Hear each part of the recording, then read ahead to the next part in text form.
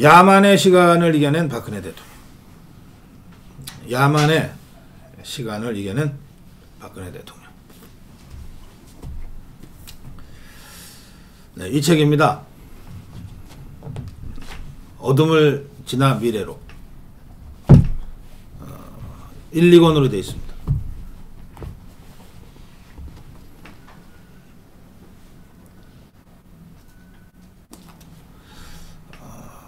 부제가 침묵을 깨고 역사 앞에 서다 이렇게 되어 있습니다.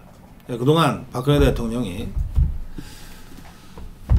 1심 재판이 종북주사파들의 각본대로 진행되는 것을 보고 그 이후에 일체의 재판을 거부해버렸어요.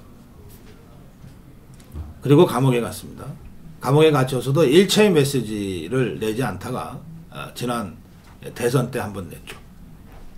우리 자유파가 전체가 함께 가야 된다. 이런 메시지를 한번 낸 바가 있습니다. 그 이후에 대통령 특사로 나왔는데도 나온 이후에도 거의 메시지를 내지 않았어요. 그래서 박근혜 대통령이 건강은 어떤지, 어떤 생각을 하고 있는지, 아직도 박근혜 대통령을 이 마음에서 지우지 못하고 있는 이 자유파 국민들, 많은 자유파 국민들이 박근혜 대통령의 건강 걱정, 박근혜 대통령이 진짜 무슨 생각을 할까, 이런 질문들을 저한테도 많이 해 오셨어요. 제가 아는 대로 말씀을 드렸습니다만, 저 또한 박근혜 대통령을 직접 만난 것도 아니고 직접 말씀을 들은 것도 아니라서 그냥 제 추정으로만, 그렇게 짐작으로만 말씀드려 왔는데, 이제 박근혜 대통령이 직접 나섰어요. 두 건의 회고록을 통해서 그 어려운 시기, 그 탄핵을 전후한 그 시기, 그리고 감옥살이 할 때의 심정, 또 그러면서 그 관련됐던 많은 사람들에 대한 이야기를 이를테면 최소원 씨 같으면 실명으로, 그런데 정치인들의 경우에는 되게 A 의원, B 의원 하는 식으로요. 이렇게 했지만 누가 봐도 정치를 좀 알면 이 사람 그 누구네 라고 짐작할 만한 정도의 아주 구체적인 이야기를 썼습니다. 김무성이나 유승민에 대해서는 실명으로 썼어요. 제가 이 책을 받아서 보고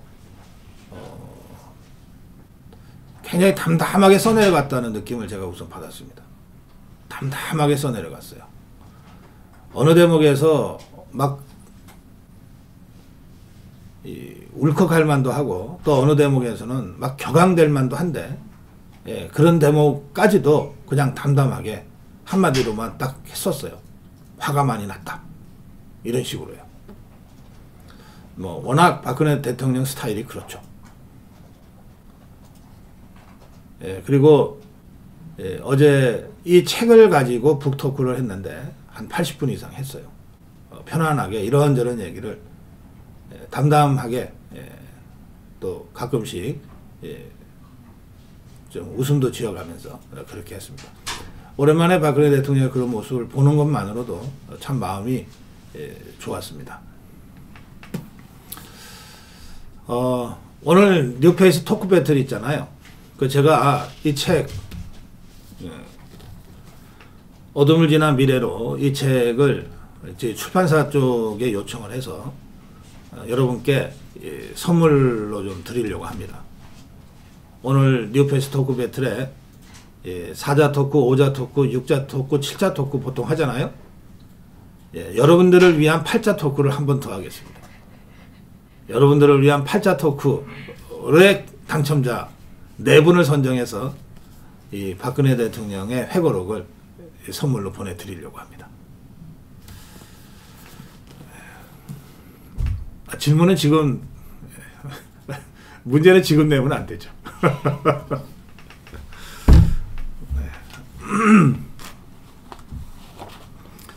제가 북토크는 못 갔다 왔어요. 그냥 보도로 보고 책만 좀 살펴봤습니다. 박근혜 대통령의 이 회고록에서의 그 중요 부분 잠깐 전해드리면 이렇습니다.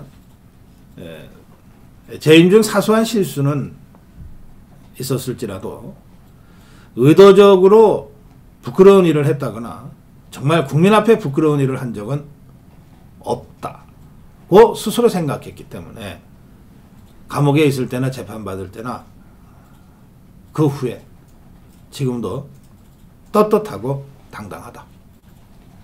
현재 자신의 심정을 그렇게 밝혔어요. 감옥이 참 힘든 인고의 세월이었는데 그 시절을 이렇게 회고합니다.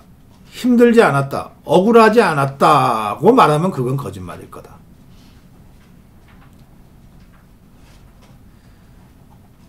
그러나 어려운 시간을 지켜내는데 국민의 위로가 큰 기둥 같은 힘이 된다.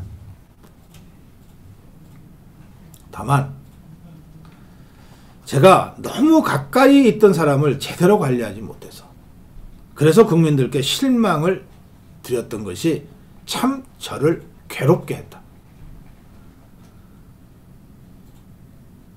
어쨌든 진실은 언젠가 밝혀질 거라고 믿고 견뎌낼 수 있었다. 그러면서 저는 이미 정치 일선을 떠났고 다시 정치를 하지는 않을 것이다. 제가 재임 중에 하려고 했지만 하지 못했던 일에 대한 아쉬움은 있다. 그러나 그것은 누군가가 해주지 않겠느냐. 정치를 하지는 않겠지만 제가 국민으로부터 받은 사랑이 너무나 크고 감사하기 때문에 조금이라도 국민을 위해서 제가 할 일이 있다면 어떤 일이든 해서 보답하고 싶다.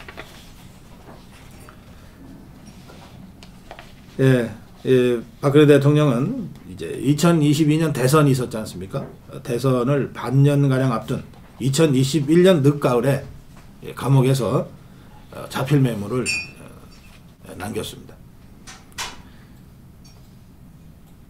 그 자필 메모에는 이렇게 써 있었습니다.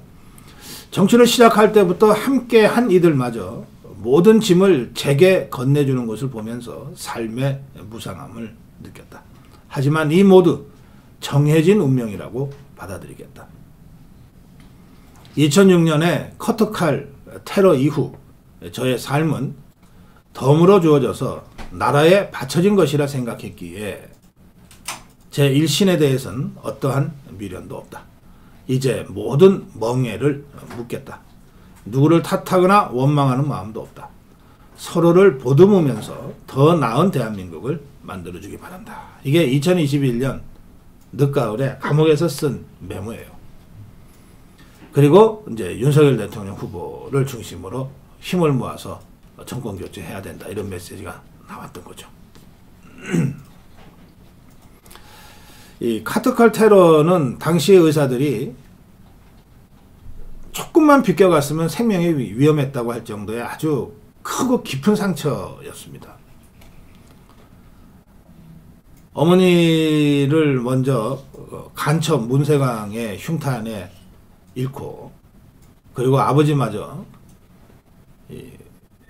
흉탄에 쓰러져서 졸지에 소녀가장이 돼서 18년의 그 어려운 세월을 참아내고 견뎌내고 나서 정치권에 입문을 했어요.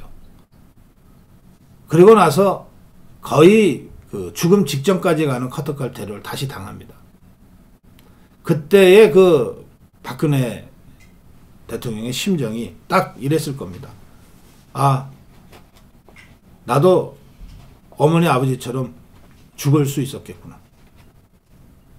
테러로 죽을 수 있었겠구나. 그런데 다행히 살려주셨다. 이제 내 남은 인생 덤으로 사는 거다. 정말 국가와 국민을 위해서 내 남은 인생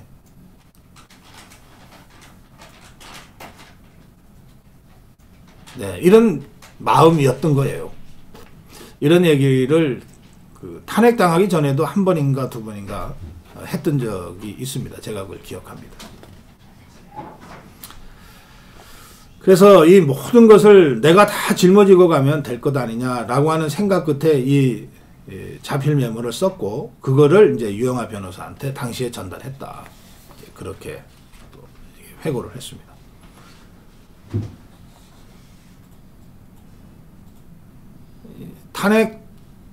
탄핵에 찬성표 던진 국회의원 62명의 명단이 이렇게 SNS에 지금도 돌고 있습니다. 그걸 박근혜 대통령은 탄핵안 찬성 여당 의원 62명 명단을 찌라시로 접했다. 정보지로 접했다. 정치란 참으로 무정하다는 것을 새삼 느꼈다. 이렇게 토로하기도 했습니다. 그러면서 당시에 매주 3번 내지 4번을 재판을 강행했지 않습니까? 그 재판 과정을 야만의 시간이었다고 표현했습니다. 야만의 시간. 탄핵의 광풍이 불었던 시간. 야만의 시간. 그 어둠을 지나서 박근혜 대통령이 미래로 향하는 길을 본인이 열지는 못했지만 나를 밟고서라도 대한민국은 미래로 나가야 합니다. 라고 쓴 것 같습니다. 네, 이 야만의 시간, 이 탄핵의 광풍을 끝내 이겨낸 박근혜 대통령과 여러분, 우리 자유파 국민들, 다시 마음을 다 잡고 종북 주사파 세력이 무너뜨릴 뻔했던 대한민국을 다시 바로 세우는 성전에 함께 나아갑시다. 청론 1침이었습니다.